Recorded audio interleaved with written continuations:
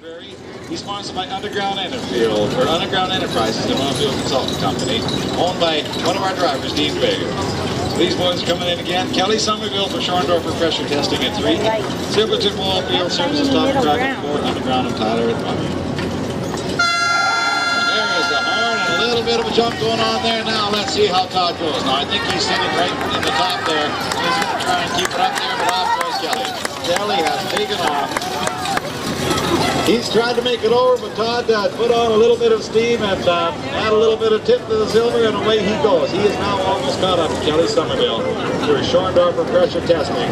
Kelly's going to have to put on a little bit more pressure. Now Underground Enterprises and Tyler Robinson is looking ahead to see if he can find a hole to go through as they're coming around. Now Todd says, no, I'm not happy here, I'm going to move out.